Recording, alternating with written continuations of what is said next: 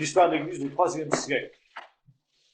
Alors, si vous le voulez, d'abord un certain nombre de généralités sur l'Église au IIIe siècle. Le premier point à souligner, c'est qu'il n'y a pas de grand bouleversement entre l'Église du IIe siècle et l'Église du IIIe siècle, tellement que chez un certain nombre d'historiens de l'Église,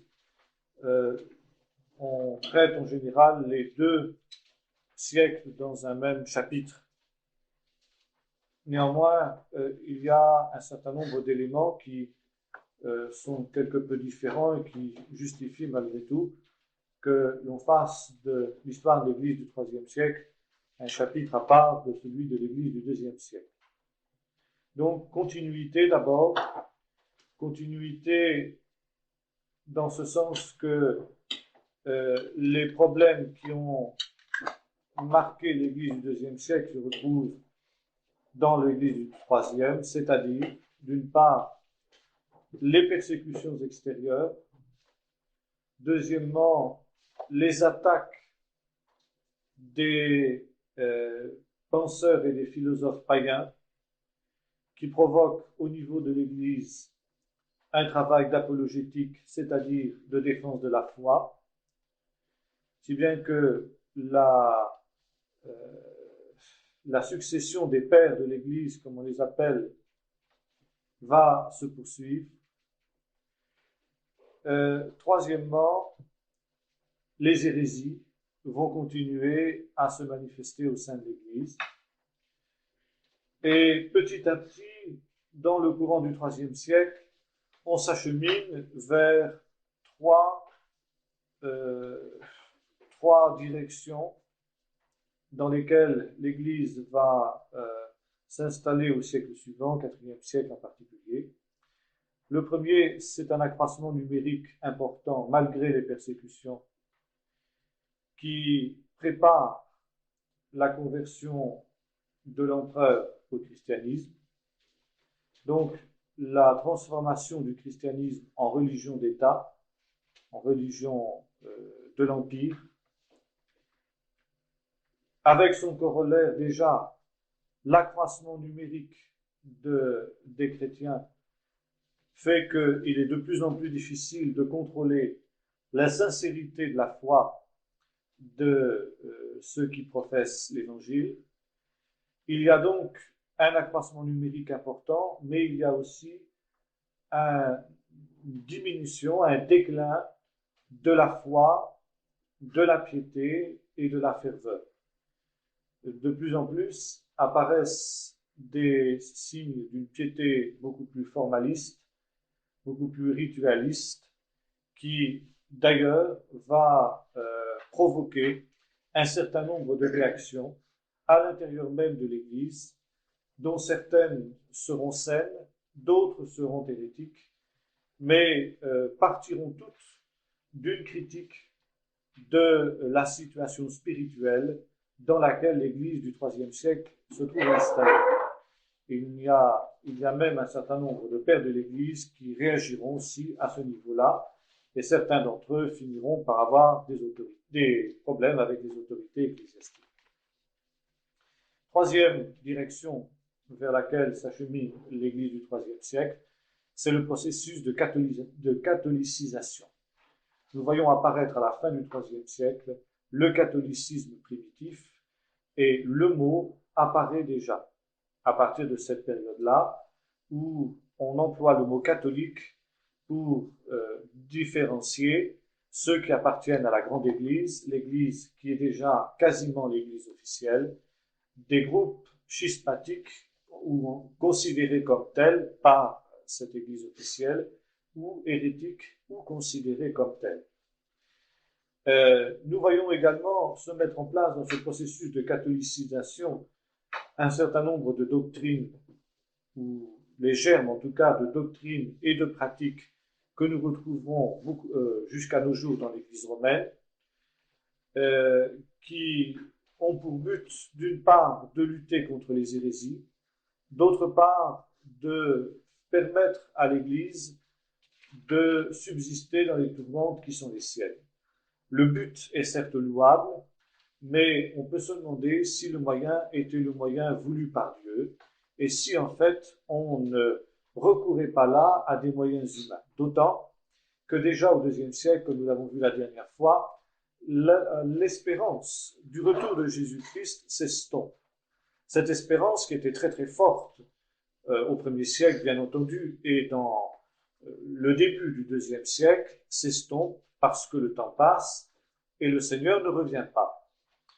Et au lieu de vivre dans l'attente du retour de Jésus-Christ, l'Église a tendance à la tentation de s'installer, de s'organiser pour durer.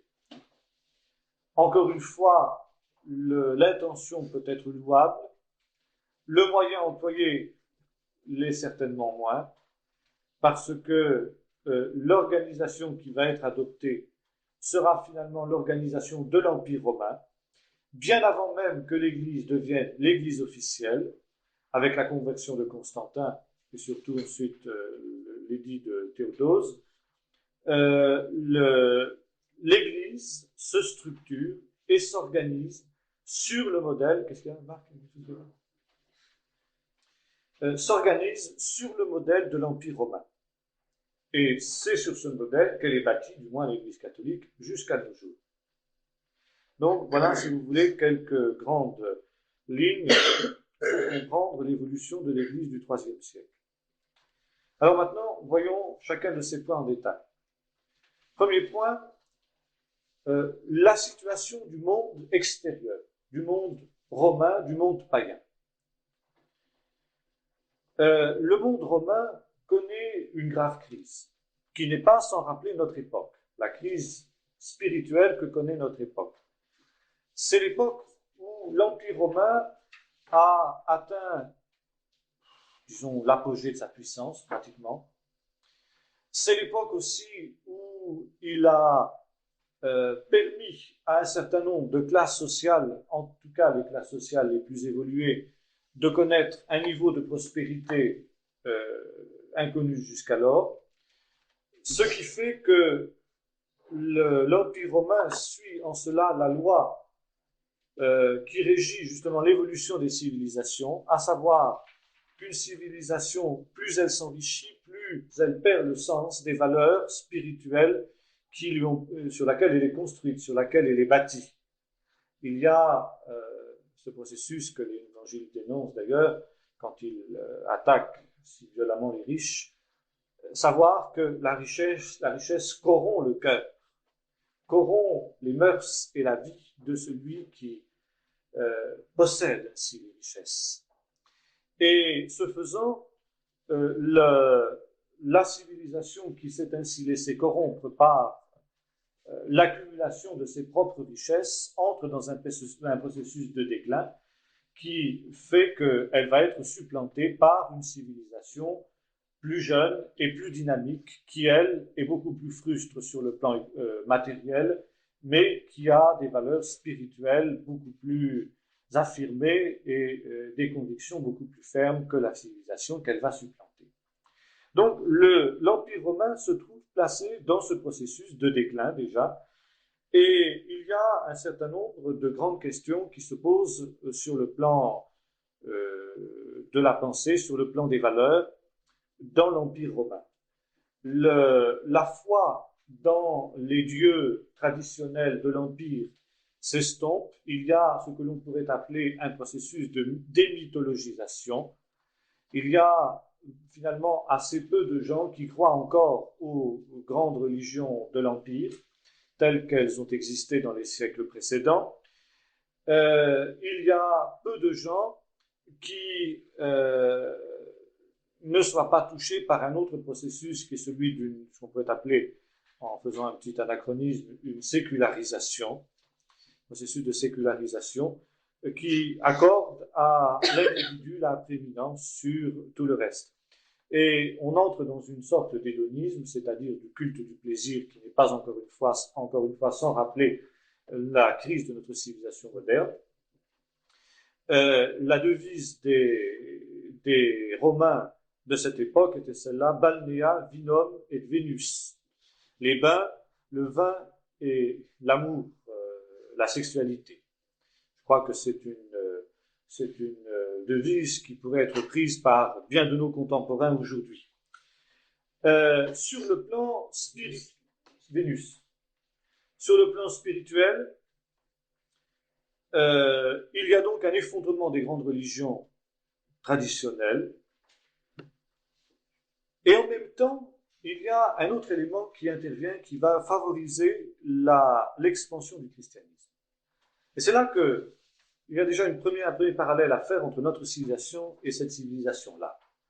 Un certain nombre de nos frères évangéliques en particulier se réfèrent à ce parallèle que nous venons juste de brosser très schématiquement pour dire, dans le fond, si l'Église du IIIe siècle a réussi à percer dans l'évangélisation d'une manière aussi extraordinaire, dans des conditions qui n'étaient finalement pas plus favorables qu'elles ne le sont pour nous aujourd'hui, il n'y a pas de raison qu'en employant des moyens appropriés, nous n'obtenions pas des résultats du même type.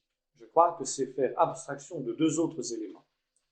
Le premier élément, c'est que la société romaine de l'époque était entrée déjà dans son processus de déclin qui devait encore durer plusieurs siècles, mais qui était déjà amorcé. Notre civilisation connaît elle aussi un effondrement des valeurs sur lesquelles elle a été construite, mais elle n'est pas une société en déclin. C'est la grande différence. Elle est au contraire une société en expansion, grâce à une valeur maintenant qui a supplanté toutes les autres, et qui est le progrès technique.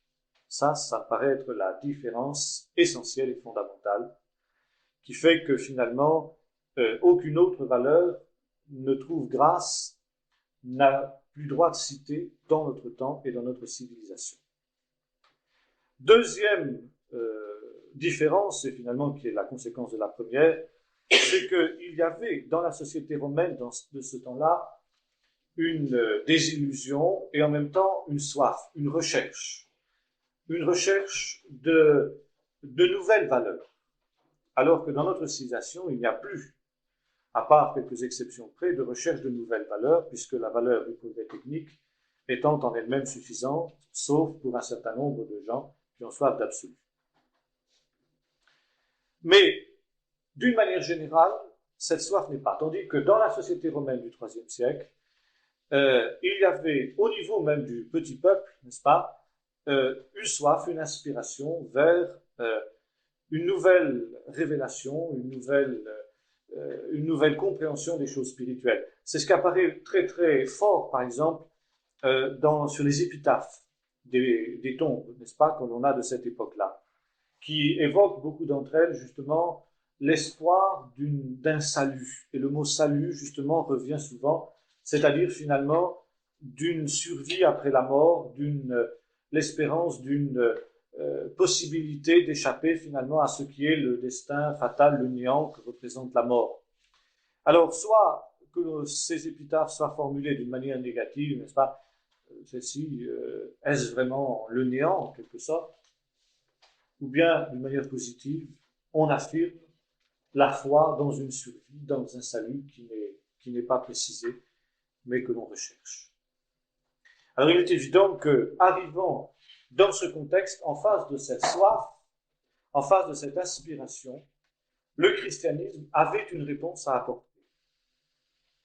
Troisième différence également, à cette époque-là, le christianisme était quelque chose de neuf dans la société romaine de l'époque.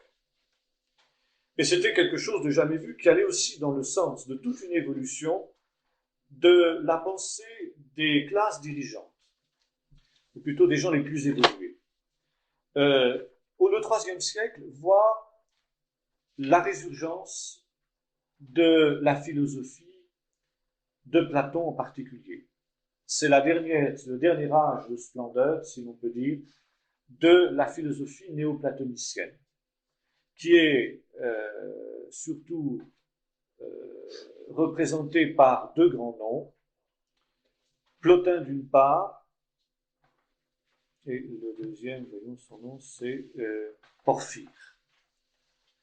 Deux grands philosophes de cette époque-là.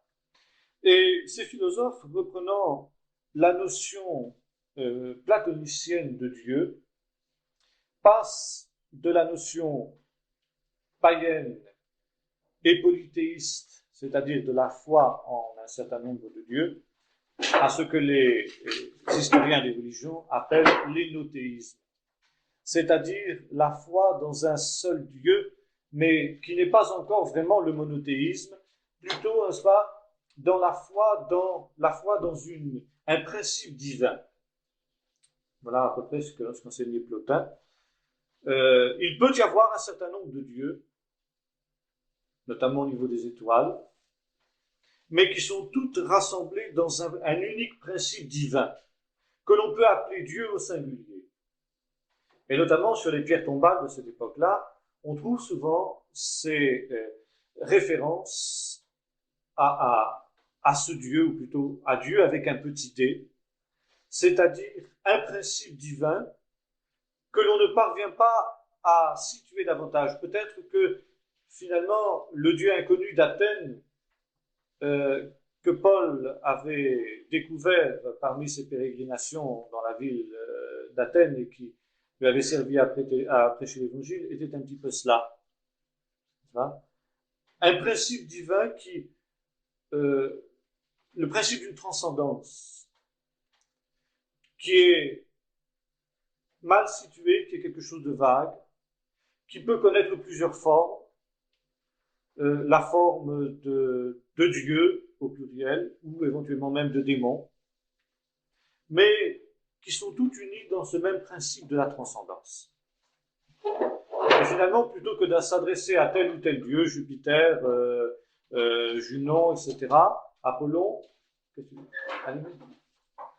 on s'adresse à la divinité et aux divinités en général, que l'on renferme toutes sous le nom général de Dieu. Alors on n'est pas encore dans le monothéisme, mais on voit justement que l'arrivée du christianisme dans le courant de cette évolution de la pensée païenne permettait effectivement de préciser ce qu'était l'intuition plus ou moins claire de ces philosophes païens du IIIe siècle. Sur le plan général, au niveau du peuple, il y a un certain nombre de piétés populaires qui ont un certain succès. D'abord, c'est l'occultisme. On assiste à cette période à un regain de l'occultisme. La résurgence de l'occultisme dans une civilisation est un signe justement du déclin de cette dernière, est un signe de l'effondrement des valeurs traditionnelles, si bien que le peuple est amené à rechercher des sécurités, des réponses à ces questions dans des formes dégradées de la religion, que sont justement les formes d'occultisme. Il n'est pas jusqu'à certains empereurs qui vont se livrer à l'occultisme, là on pourrait faire des parallèles modernes aussi, et même des philosophes. Porphyre, par exemple, dans sa jeunesse, sera un adepte de toutes les formes d'occultisme, et en particulier de l'occultisme qui était centré autour du sanctuaire païen de Delphes. Un autre philosophe de la même époque, Hippolyte, lui sera pendant très longtemps aussi un adepte de l'occultisme, qui l'opposera d'ailleurs au christianisme, essayant de démontrer la supériorité de l'occultisme sur le christianisme. Autre élément, il y a un certain nombre de cultes orientaux qui fleurissent aussi dans l'Empire. Nous en avons déjà parlé, et déjà au IIe siècle on les trouve, mais ils poursuivent leur carrière, je dirais, triomphale au IIIe siècle, et ils apparaissent, pour certains d'entre eux, comme des rivaux extrêmement sérieux du christianisme. Ce sont tous des cultes, justement, qui répondent aux aspirations des hommes du IIIe siècle, c'est-à-dire qui proposent un salut. Ce sont des religions à salut, alors que les religions de l'Empire romain traditionnel, les religions grecques, etc., n'insistaient pas tellement sur le salut personnel. Par contre, les religions orientales qui fleurissent dans l'Empire romain du IIIe siècle sont des religions qui insistent sur le salut. Parmi ces religions, eh bien, il faut citer par exemple le culte de Dionysos. Dionysos, qui est un dieu grec bien connu, très ancien, mais dont le rituel a été réinterprété dès le IIe siècle pour proposer justement aux hommes un salut. Et le culte de Dionysos est très populaire en ce sens que Dionysos est le dieu de la fête, du débordement dans tous les domaines, y compris débordement sexuel, débordement du vin, etc. Et d'ailleurs, un philosophe chrétien aujourd'hui a écrit que notre siècle était celui du retour de Dionysos. Et il est certain que pendant très longtemps, jusqu'au IIIe siècle en tout cas, le culte de Dionysos a concurrencé d'une manière très, très, très dangereuse le christianisme. Un autre culte aussi qui avait un grand essor et un grand succès au IIIe siècle, c'était le culte d'Esculape, le dieu guérisseur, non seulement guérisseur des maladies physiques, mais également Esculape, guérisseur de la mort, donnant la possibilité aux hommes d'avoir un espoir pour la vie après la mort. Il y avait également le culte d'Orphée. Le culte d'Orphée qui a été peut-être le plus sérieux concurrent du christianisme d'ailleurs à cette période-là, qui reprenait des vieux mythes qu'on trouve dans l'Orient ancien. Par exemple, un mythe qu'on trouve déjà dans la Bible et qui a été un grand danger d'idolâtrie à l'époque du prophète Ézéchiel, notamment le culte de Tammuz, Tomuzi, ou le culte de Baal, finalement. Il y a aussi le cycle de Baal tel qu'il existait chez les Cananéens, qui était du même type. C'est le mythe du Dieu qui meurt et qui ressuscite. Le Dieu qui représente le cycle des saisons, avec la mort du Dieu en hiver et sa descente aux enfers, si bien que pendant que le Dieu est prisonnier des enfers, il est absolument incapable d'apporter la vie, et toute la nature elle-même est plongée dans la mort, et au printemps, le Dieu ressuscite à la suite d'interventions diverses, soit de son épouse, soit de différentes personnes qui vont l'arracher aux griffes du Dieu des enfers, et la résurrection du Dieu est célébrée d'une manière éclatante dans une liturgie qui coïncide avec le solstice du printemps et qui donne lieu à toutes sortes de réjouissances dont par exemple un certain nombre d'éléments modernes, les carnavals et tout ça sont directement issus. Et autour de ces cultes, du culte d'Orphée en particulier, il y avait toute une réinterprétation de ces mythes anciens qui faisait que on assimilait parfois même Jésus-Christ, n'est-ce pas, avec ce Dieu-là. Et les chrétiens eux-mêmes sont parfois tombés dans ce travers, et dans les catacombes de Rome en particulier, on voit parfois le Christ sous les traits d'Orphée en train de charmer au son de sa lyre, n'est-ce pas, les serpents, les bêtes féroces, les lions qui venaient, étant donné qu'Orphée était un musicien extrêmement doué, qui avait en particulier la possibilité de charmer les animaux les plus féroces. Et le Christ est dépeint dans certaines iconographies chrétiennes primitives sous les traits d'Orphée, ce qui prouve bien justement qu'il était un rival extrêmement sérieux pour le christianisme à cette période. Il y avait également un autre culte qui lui venait d'Égypte et qui était bâti sur le même mythe ancien, justement le mythe du Dieu qui meurt et qui ressuscite, qui était le mythe d'Isis. Isis, aussi une vieille divinité égyptienne qui remonte à l'époque pharaonique et qui avait été un petit peu replâtrée pour répondre aux besoins de l'époque, qui était un culte aussi à mystère, et c'était ça qui faisait son attrait. Il fallait, pour pouvoir y participer, être initié dans un certain nombre de rites extrêmement mystérieux qui donnaient à penser qu'il y avait là des choses très très importantes qui s'y passaient. Il y avait donc une assimilation aussi de cette Isis avec une autre déesse grecque et romaine qui était Cybèle.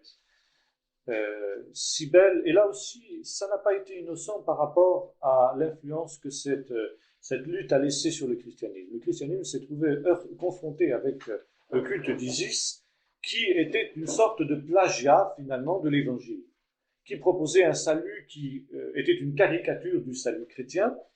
Et le personnage central de ce culte était donc la déesse mère, Cybèle ou Isis, assimilée à la terre nourricière, etc. Et cette déesse mère était la mère de l'enfant sauveur, l'enfant qui allait apporter le salut à l'adepte du culte et de la religion. Et l'iconographie des partisans d'Isis représentait souvent cette dernière, allaitant cet enfant, ou en tout cas le portant dans ses bras, etc. La mère qui porte son enfant à bras, n'est-ce pas, et qui l'allaite est une représentation classique des mystères d'Isis. Et le christianisme s'est laissé aussi à récupérer cela, n'est-ce pas, pour lutter contre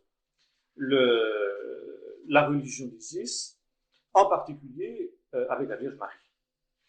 Et il est certain que les partisans d'Isis, les adeptes d'Isis reviendraient aujourd'hui sur Terre, visiteraient un certain nombre d'églises catholiques et ne se sentiraient pas du tout dépaysés. Ils retrouveraient en la personne de la Vierge à l'enfant la déesse mère avec l'enfant sauveur, etc. Maintenant, ceci n'a pas été non plus sans un certain nombre de conséquences négatives. Des conséquences positives, il y en a eu sans doute, dans ce sens qu'un certain nombre d'adeptes d'Isis ont pu passer sans trop de problèmes au christianisme, ils n'ont pas été trop dépaysés. Mais par contre, les philosophes anti-chrétiens ont utilisé ce syncrétisme pour discréditer le christianisme en disant, après tout, c'est une religion comme les autres, il ne fait que proposer ce que les autres font. Et les adversaires modernes du christianisme ont souvent aussi repris cette même assimilation, soit avec Orphée, soit avec Isis, Cybèle, pour montrer que finalement le christianisme n'avait fait que reprendre des vieux mythes qui sont aussi vieux que l'humanité, mais qui sont aussi sans valeur et sans fondement. Alors on voit que la conséquence n'a pas été toujours extrêmement positive. Il faut citer également un autre culte qui avait un grand succès, qu'on a déjà évoqué, c'est le culte de Mitra.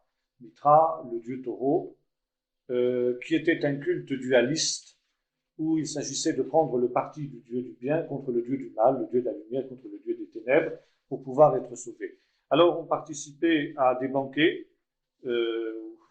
qui évoquaient un peu la Sainte Seine aussi, d'une certaine manière, où l'on partageait la chair d'un taureau qu'on avait sacrifié à Mitra, et dans le sang duquel on s'était aspergé pour pouvoir être purifié, pas vraiment du péché, mais être purifié pour pouvoir être digne d'avoir part à la vie éternelle. Et là aussi, le christianisme a parfois un petit peu joué sur cette ressemblance pour récupérer un certain nombre d'adeptes de Mitra et pour pouvoir lutter contre l'expansion de cette religion. Et puis alors, il y a maintenant un autre culte, lui, qui a été beaucoup plus dangereux alors sur tous les plans pour le christianisme à cette période, c'est le culte impérial. Le culte impérial qui avait commencé à la fin du 1er siècle, on peut dire, et qui avait été l'occasion finalement de la ruine de Jérusalem, parce que c'est pour s'être opposé à ce culte impérial que les Juifs ont pris les armes. En fait, l'histoire de ce culte est assez complexe. Il était de coutume, depuis la mort d'Auguste, le premier empereur, de proclamer que lorsqu'un empereur mourait, il connaissait une apothéose, c'est-à-dire qu'il ne connaissait pas le sort du commun des mortels, mais il était promu au rang des dieux. Et dès lors, on lui élevait des temples et on lui offrait des sacrifices. Mais jusqu'à Caligula, il n'était venu à l'idée d'aucun empereur de se proclamer Dieu de son vivant. Par contre, les empereurs affirmaient qu'ils occupaient leur poste par la volonté des dieux et que leur autorité était une autorité de droit divin, un petit peu comme le feront les rois de France à l'époque de l'absolutisme. Et de là, bien entendu, ils se considéraient comme le représentant des dieux sur la terre. Et c'est petit à petit que l'on a évolué vers cette idée que l'empereur devait être l'objet d'un culte, non pas obligatoirement en tant que Dieu, mais en tout cas sûrement en tant que représentant du Dieu, ou en représentant des dieux en tout cas. Et puis, il y a un certain nombre une certaine évolution qui va avoir lieu dans l'Empire romain et qui va faire en sorte qu'on va passer un autre pas. Et là, c'est précisément au milieu du IIIe siècle que cette évolution va avoir lieu. Alors, avant de passer à cette évolution, bien sûr, l'empire, plutôt le culte de l'empereur, était devenu, dès le début du IIe siècle, un élément extrêmement important dans l'Empire romain parce qu'il avait une dimension politique. C'était ce qui représentait l'unité du monde romain. On était romain parce que l'on sacrifiait à l'empereur. Alors on jouait d'une certaine ambiguïté, sacrifiait-on pour l'empereur ou à l'empereur? Finalement, c'est pas très clair, jusque justement le IIIe siècle. C'est au IIIe siècle que les choses vont évoluer. Et certains qu'on évoluait de plus en plus vers cette idée que l'empereur était d'une nature divine. Alors on ne disait pas qu'il était divin, mais on disait il est Seigneur, Dominus, Kyrie en grec. Et cette affirmation, qui était finalement le ciment de l'unité du monde romain, César est Seigneur, se heurtait de front avec l'affirmation de l'Évangile, Jésus-Christ est Seigneur.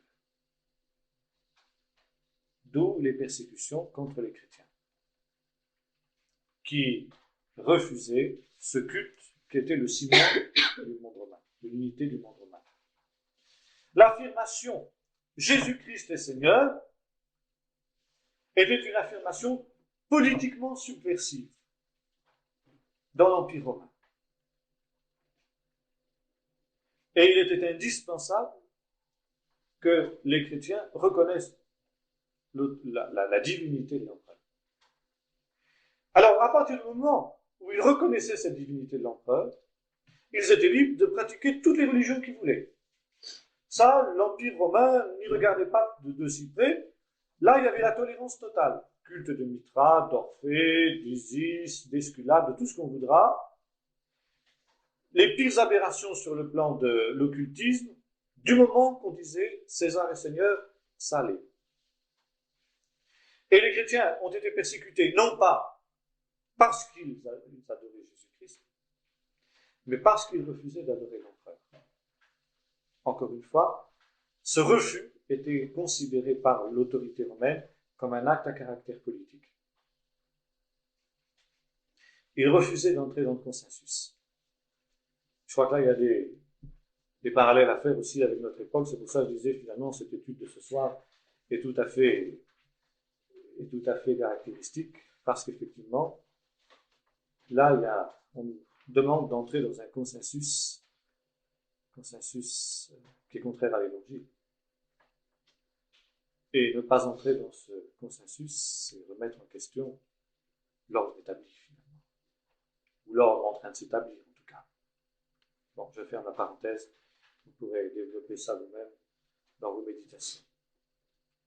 Mais au milieu du IIIe siècle, il y a un événement nouveau qui se passe. En 260, se produit l'événement qu'on attendait depuis longtemps, que l'on redoutait plutôt depuis longtemps. L'Empire romain s'effondre. L'empereur Valérien est fait prisonnier par les Parthes, et partout, l'Empire s'effondre par pans. Son fils est fait prisonnier par les Germains, et les marches du Rhin, en particulier du Danube, sont franchies. Des hordes de barbares déferlent dans la partie orientale de l'Empire, créent des royaumes qui secouent le joug romain, et un peu partout, c'est la désintégration totale de l'Empire. On peut penser que c'est la fin de l'Empire romain. Mais il n'en est rien. D'une manière totalement inattendue, le successeur de Valérien, Aurélien, parvient à rétablir les choses, chasse les barbares et rétablit l'autorité centrale de l'empereur. Mais on a eu chaud. Et il s'agit pour le nouvel empereur de tirer les leçons de ce qui vient de se passer pour éviter que l'Empire romain ne connaisse une semblable catastrophe. Et alors, sa réponse, ça va être une centralisation beaucoup plus poussée de l'Empire, pour un contrôle beaucoup plus grand de toutes les parties qui constituent cet immense empire. Et la devise d'Aurélien est celle-ci: un Dieu, un seul, un empereur, un empire. Enfin, il ne le disait pas comme ça, mais il y a quelqu'un un de ces émules qui, à une époque contemporaine, a dit cela, ou quelque chose de semblable en tout cas, c'était Hitler. Un peuple, un Volk, un Reich, un Führer, un peuple, un empire, un chef. Ça. Alors, un dieu, un empereur, un empire. L'empire, pas de problème. L'empereur, encore moins de problème, c'était lui. Un dieu. Bon, il faut choisir un dieu. Voilà. Quel dieu allons-nous choisir? Eh bien, le dieu soleil. Le sol invictus. Quel est ce sol invictus? C'est finalement l'incarnation de la transcendance que les philosophes de l'époque, les philosophes néoplatoniciens évoquaient. Ce faisant, Aurélien ne nie pas l'existence des autres dieux, mais il résume et il rassemble tous ces dieux dans un principe unique, qui est matérialisé, représenté par le soleil. Et Aurélien exige de tous ces sujets qu'à côté de leur culte particulier, ils adorent le dieu soleil, le sol invictus, auquel ils consacrent une fête solennelle. Tiens, étrange coïncidence, c'est le solstice d'hiver, le 25 décembre. Alors vous voyez, bizarre, extrêmement bizarre, bien sûr, mais vous voyez l'exploitation que Constantin fera beaucoup plus tard de ce phénomène. Seulement, cette centralisation forcée provoque un certain nombre de réticences, et en 275, Aurélien est assassiné. Son successeur, pardon 275, oui. En fait, ce culte du dieu soleil avait déjà été, et le sol invictus, le 25 décembre, c'est pas Aurélien qui en est le créateur, c'était déjà un de ses prédécesseurs, il s'appelait Septime Sévère, 193, 211, Septime Sévère, oui. Qui avait déjà tenté d'établir ce culte sur le plan de la totalité de l'Empire. Finalement, ça n'avait pas non plus trop bien marché. En tout cas, Galien, qui va venir ensuite, l'empereur qui va venir après Aurélien, va restreindre, enfin va redonner la liberté à ces gens. On se rend compte que ça n'allait pas, ça provoquait trop de tension.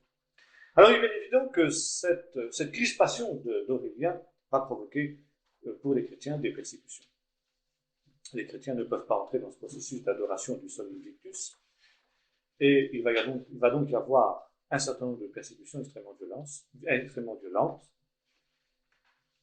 jusqu'à ce que, en 268,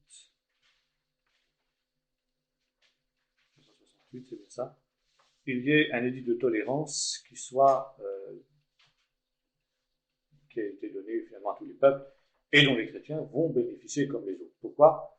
Parce qu'à cette époque-là, les chrétiens étaient devenus tellement nombreux que l'empereur, les pouvoirs publics ne pouvaient plus les ignorer.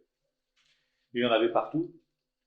Au départ, les chrétiens n'avaient pas le droit de servir dans l'armée parce que justement, ils ne sacrifiaient pas aux dieux et aux enseignes de la Légion qui étaient considérées comme de nature divine.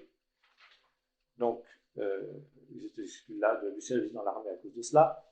Et petit à petit, au IIIe siècle, on a fermé les yeux de plus en plus, parce qu'il y avait tellement de chrétiens, que quand quelqu'un refusait de sacrifier aux enseignes, bon, bah, on n'insistait pas. Quoi. On se doutait bien qu'il devait être chrétien, s'il refusait de sacrifier à ce rite. Enfin, on n'insistait pas trop. Il y avait des chrétiens dans la haute administration. Il y avait des chrétiens parmi la famille de l'empereur. C'est bien que, de plus en plus, volens nolens, on était obligé plus ou moins de tolérer le christianisme. Sauf dans les périodes de crispation, dans les périodes de crise, comme justement au moment de l'affaire d'Aurélien. Et puis, donc, à la mort d'Aurélien, une période de tolérance, où l'Église, pratiquement, a pignon sur rue. Elle n'est pas officielle. Théoriquement, le christianisme est toujours religio illicita, religion illicite. Mais en fait, elle se comporte comme si elle était légalement reconnue. Dans tout l'Empire romain, on construit des églises, maintenant, des bâtiments spécialement consacrés au culte chrétien. Jusqu'alors, les chrétiens se rassemblaient dans des maisons privées. Mais là, on commence à construire au grand jour, sans se cacher, des édifices de culte imposants. Il arrive même qu'il y ait parfois des conflits entre une église et puis des voisins, mal intentionnés ou autres, et les chrétiens n'hésitent pas à avoir recours aux tribunaux civils pour porter plainte contre ceux qui les ont lésés, et les tribunaux civils leur donnent raison, parfois, comme si c'était tout à fait toléré. Il y a une reconnaissance de fait à la fin du IIIe siècle de l'Église. Et les chrétiens ont l'impression que c'est acquis, que tout doucettement, on s'achemine vers la reconnaissance officielle. En fait, il n'en est rien. Apparaît alors un nouvel empereur, juste dans les dernières années du siècle, qui se nomme Dioclétien, et qui, lui, va poursuivre l'œuvre de centralisation de l'Empire. L'Empire est devenu tellement vaste que c'est un appareil très lourd à contrôler et à faire fonctionner. Notamment, il y a maintenant deux grandes parties dans l'Empire, la partie orientale de l'Empire et la partie occidentale. Ces deux parties ont une langue différente. La partie orientale parle latin, la partie occidentale parle latin, la partie orientale parle grec. Une autre culture, si bien que il est de plus en plus difficile de les faire coexister de cette manière-là. Et Dioclétien va donc reconnaître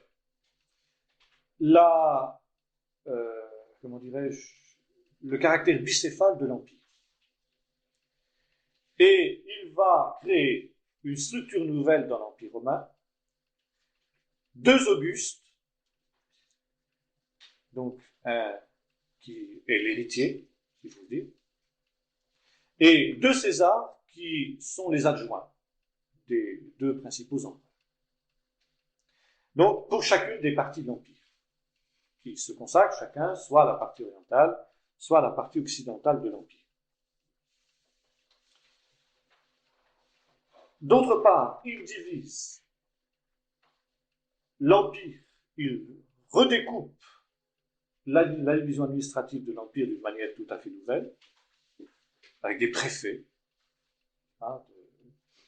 ces nouvelles entités administratives, qui, tiens, hasard extraordinaire, prennent le nom de diocèse.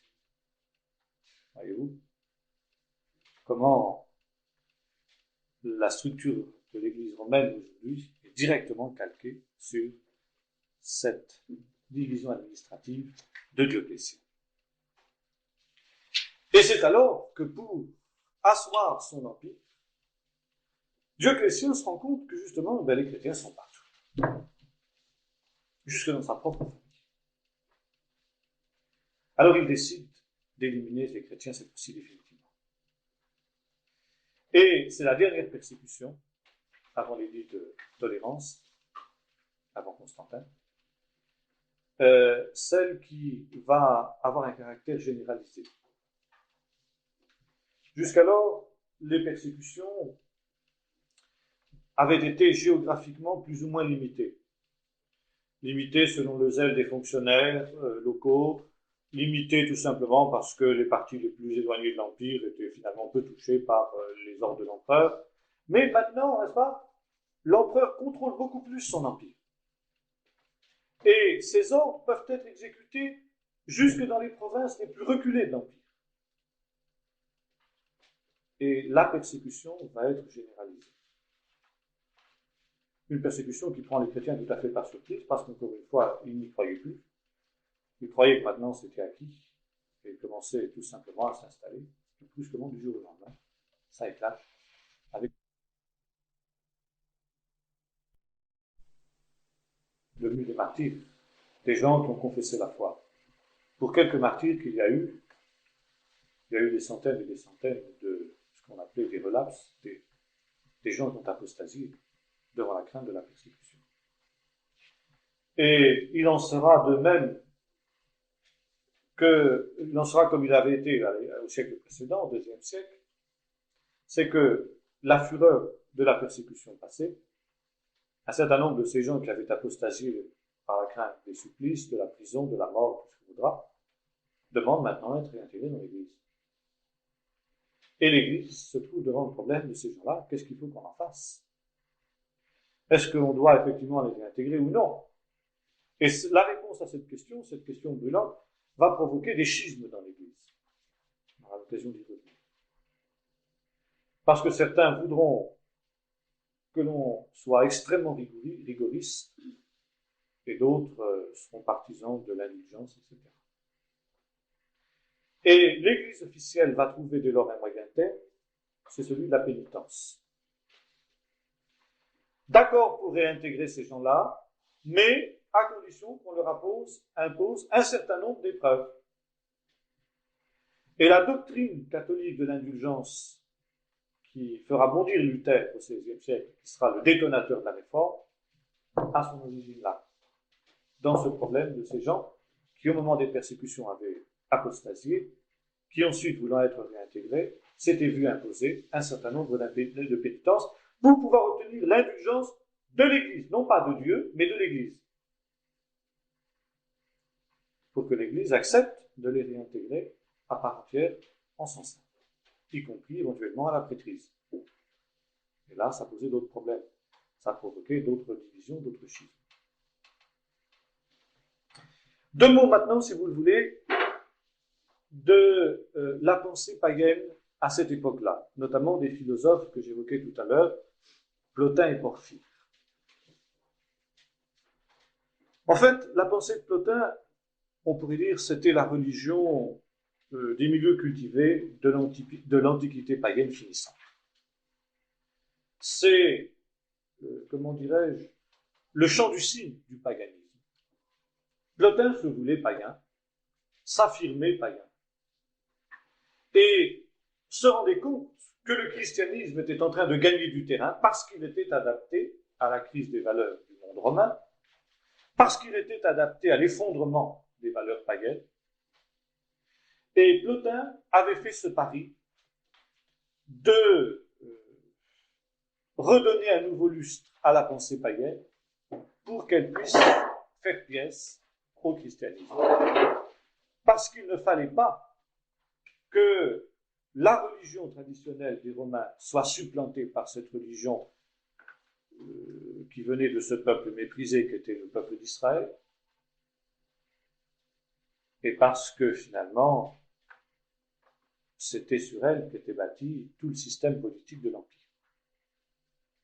À cause de cela, Plotin était violemment antichrétien. Alors, sa critique du christianisme était celle-ci. Le christianisme est une religion pessimiste, parce qu'elle affirme que ce monde-ci est le monde de la chute. Mais, disait Plotin, ce monde-ci n'est pas le monde de la chute. Qu'on regarde la perfection qu'il y a dans la nature, la beauté de la nature. Et il y avait chez Plotin toute une exaltation, n'est-ce pas, une apologie de la nature, du retour à la nature, de culte de la nature.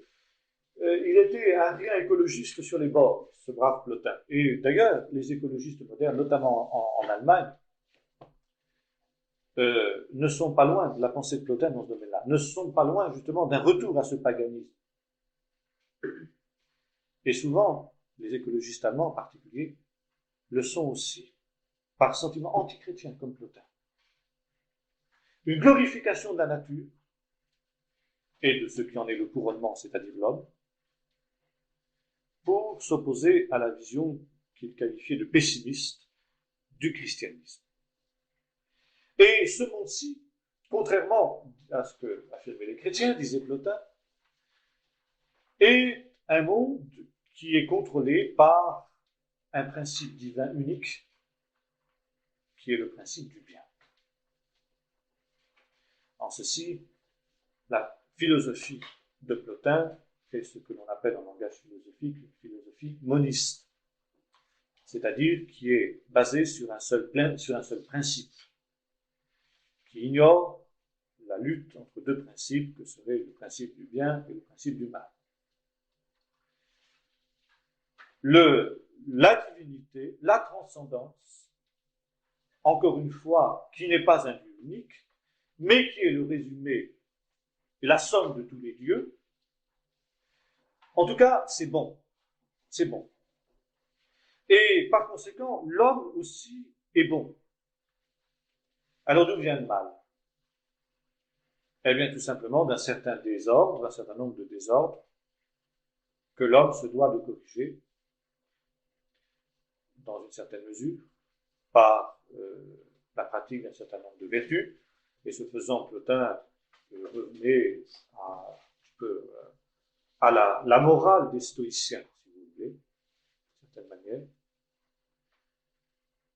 C'est question dans le livre des Actes également, c'est-à-dire une morale assez austère, en fin de compte. Mais également, ce qui est mal, ce que nous appelons mal, n'est pas obligatoirement mal. Finalement, c'est parce que nous avons une vision partielle du mal. Mais l'ensemble des choses est bon. Le principe divin qui conduit le monde fait en sorte que les choses sont le mieux qu'elles puissent être. Finalement, on n'est pas loin des philosophes du XVIIIe que attaqué avec tant de violence Voltaire dans le Candide, par exemple. Oui, le meilleur des mondes possibles. Notre monde est le meilleur possible. Tout n'est pas parfait à notre point de vue à nous, mais au point de vue de la divinité, c'est un monde parfait. Donc pourquoi aller chercher à désirer une rédemption? Pourquoi désirer un pardon des péchés, une possibilité d'être affranchi du péché, etc., alors que finalement les choses sont ce qu'elles doivent être? Il suffit tout simplement, le sage est celui qui le reconnaît et qui sait recevoir le bien et le mal, finalement, ce que l'homme considère comme bien et mal, avec la même sérénité et le même optimisme. Évidemment, je ne sais pas si ce genre de raisonnement était toujours tellement convaincant. En tout cas, ça n'a pas convaincu ses contemporains, parce que ça n'a pas empêché la progression du christianisme. Plotin meurt en 270 et son disciple Porphyre lui succède, le remplace. Alors Porphyre suivait à peu près la même pensée, seulement Porphyre était un homme qui avait côtoyé le christianisme de beaucoup plus près que Plotin. Notamment, il avait eu contact avec Origène, le grand docteur d'Alexandrie, et il avait approché le christianisme de très près. Donc, dans sa jeunesse, il l'avait rejeté, et il s'était tourné, comme nous disions tout à l'heure, vers l'occultisme. Quelques années plus tard, il avait quelque peu mûri, et il avait pris ses distances vis-à-vis de l'occultisme, mais, néanmoins, il pensait que les phénomènes surnaturels, dont il avait été témoin dans le christianisme, parce qu'il s'était tourné vers l'occultisme à cause de cela, il avait vu des miracles chez les chrétiens. Des miracles qu'il n'avait pu nier, mais comme il voulait rejeter le christianisme, il avait cherché dans l'occultisme en disant, les païens aussi font des miracles. Donc, le fait que les chrétiens aient des miracles au milieu d'eux n'est pas une preuve qu'ils sont dans la vérité, puisque par des techniques occultes, les païens peuvent arriver à des résultats du même type.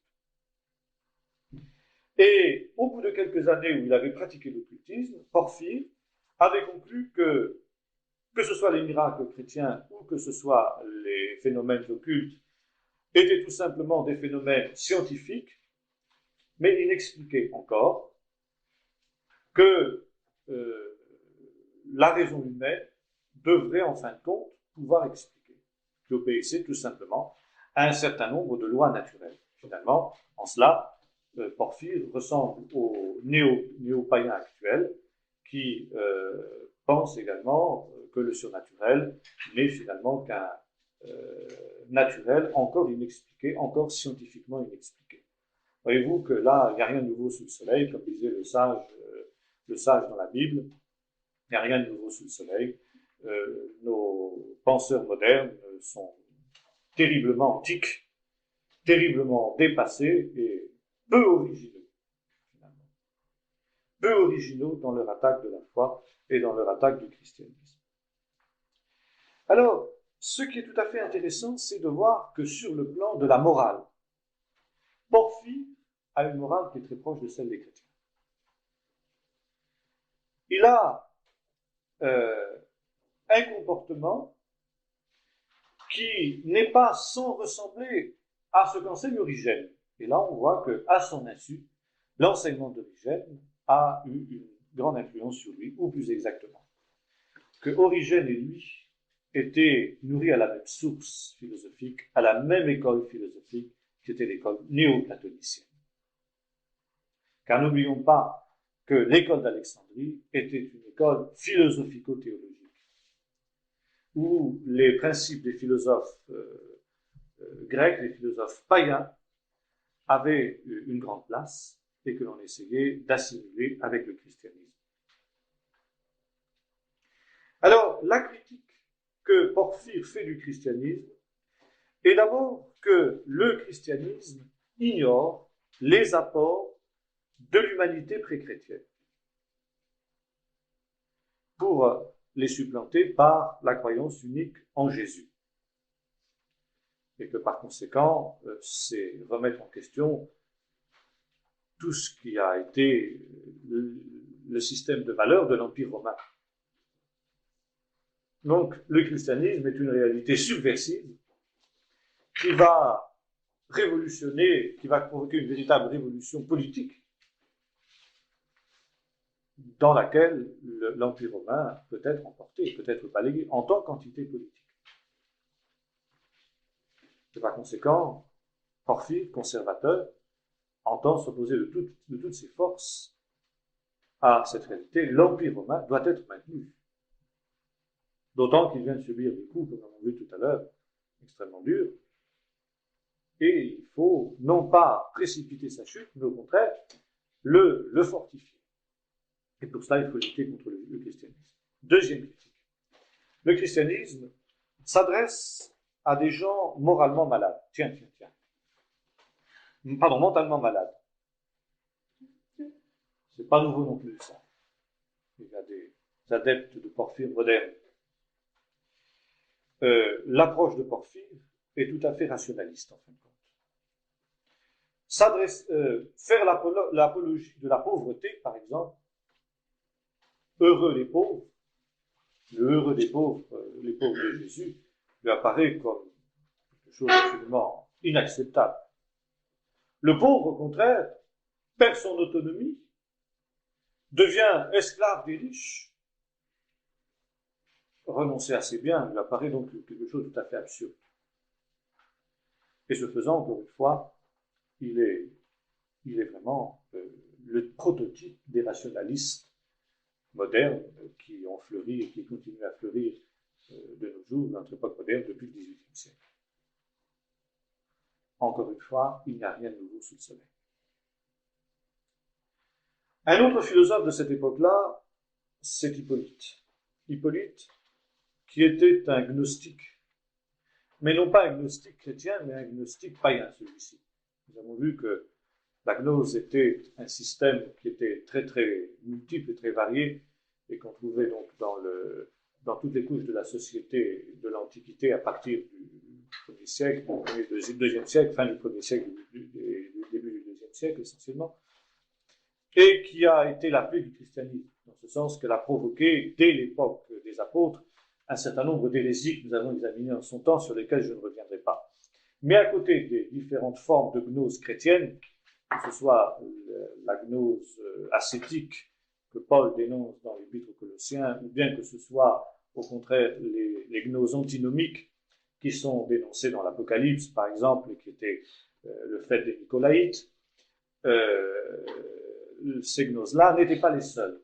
Il y avait, en dehors du christianisme, d'autres formes de gnoses du même type, d'ailleurs, que ce soit des gnoses ascétiques ou que ce soit des gnoses antinomiques. Et Hippolyte, lui, était un gnostique qui connaissait aussi la Bible, qui connaissait le christianisme et qui avait décidé de s'y opposer. S'opposer à cette religion d'importation étrangère qui prétendait supplanter les religions vénérables de l'Empire, qui avaient fait la grandeur et qui avaient fait la force de l'Empire.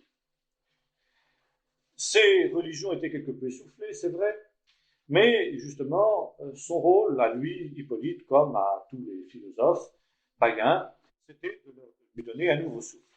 Et lui donner un nouveau souffle en les revitalisant justement avec les principes gnostiques. Pour ce faire, Hippolyte ne dédaignait pas un zeste d'occultisme et il recourait volontiers justement à des pratiques occultes auxquelles d'ailleurs les courants gnostiques conduisaient très facilement. Pour ce faire aussi, il ne dédaignait pas d'emprunter un certain nombre de formules au christianisme. On trouve par exemple des formules d'exorcisme chez lui. Nous trouvons ceci: je t'invoque au nom de Jésus, le Dieu des Hébreux. Vous, pour chasser un tel démon, par exemple, on employait des formules de ce type, ou des formules prises où le nom du Seigneur en hébreu est invoqué, ou des choses de ce type. C'est tout à fait curieux d'ailleurs de voir que dans les manuels modernes d'occultisme, des formules de ce type-là aussi sont employées, les noms de Dieu, le nom de Jésus, etc. Là aussi, à ce niveau, il n'y a rien de nouveau sous le soleil. En tout cas, ce qui est certain, c'est que ce système de pensée quand même très élaboré, qui était le néoplatonisme de la fin de l'époque païenne, disons, eh bien, qui était un système de pensée très élaboré, qui n'était pas si facilement que ça attaquable. La preuve, c'est que, au-delà du triomphe du christianisme, il a ressurgi à partir du XVIIIe siècle, avec le rationalisme du XVIIIe et finalement dans notre siècle également. Mais à l'époque, il a été impuissant à endiguer la progression du christianisme. Et en fait, ce furent des sursauts sans lendemain. L'heure du glas du paganisme avait sonné. Le paganisme, même rénové par la pensée des philosophes néoplatoniciens, s'était passé, et l'avenir maintenant était au christianisme. Le christianisme continuait à progresser, malgré les persécutions, et dans toutes les couches de la société, comme nous disions tout à l'heure, nous trouvions des chrétiens. La femme et la fille de Dioclétien elle-même s'étaient converties au christianisme, ce qui a amené justement Dioclétien à réagir très très fermement et à déclencher ce qui sera la dernière persécution donc contre les chrétiens. Voilà, si vous le voulez, donc sur ce premier point, ce qui concerne l'environnement, le monde dans lequel l'Église du IIIe siècle a eu à rendre témoignage. Monde, encore une fois, qui n'est pas sans ressembler par de nombreux aspects à notre monde à nous, mais il ne faudrait pas s'y tromper, cette ressemblance n'est qu'une ressemblance superficielle. Lorsque nous analysons les choses d'une manière plus précise, nous rendons compte que s'il y a des points communs qui tiennent au fait que les deux époques sont des époques d'effondrement de valeurs, et en cela donc il y a des points communs, les lendemains de cet effondrement ne sont pas les mêmes. Dans l'époque de l'Empire romain décadent, le christianisme allait être la réponse parce qu'il y avait une soif du salut, une angoisse devant l'au-delà, une angoisse devant la mort. Notre époque a substitué aux valeurs qui s'écroulent, et les valeurs qui s'écroulent cette fois-ci c'est le christianisme, a substitué le système technicien, c'est-à-dire la création d'un monde totalement artificiel, donc un monde d'illusion totale, qui fait que l'homme moderne n'a plus de besoin spirituel. Et c'est ça la grande différence. C'est en cela que l'on peut se dire, si on analysait les choses avec le rationalisme froid d'un historien des religions, on se demanderait, le christianisme a-t-il encore un avenir? Et on pourrait même pousser l'analyse plus loin en disant, les religions ont-elles un avenir dans notre société moderne? C'est une question que l'on est en droit de se poser. Bien entendu, dans la dimension de la foi, on ne raisonne pas de cette manière-là, mais on se rend compte qu'on arrive à la fin de l'histoire, ce temps dont Jésus a parlé, quand il a parlé de l'apparition de l'homme du péché, du fils de la perdition, de celui qui prend la place de Dieu, qui veut se proclamer lui-même Dieu, l'homme divinisé, l'homme qui se prosterne devant l'ouvrage de ses mains, l'homme qui cherche à changer les temps et la loi pour se proclamer lui-même Dieu. Mais ce faisant, eh bien, il crée l'Antichrist, qui n'est pas obligatoirement un homme précis, Mitterrand ou Gorbatchev ou tout ce qu'on voudra, mais qui est un système qui annonce aussi le retour du Seigneur et par conséquent l'instauration du monde messianique. Je crois que c'est ça la grande différence entre les deux époques. Eux vivaient le début et nous vivons la fin. Et ça, je pense qu'il ne faut pas l'oublier. Voilà. Est-ce que vous avez deux questions à poser?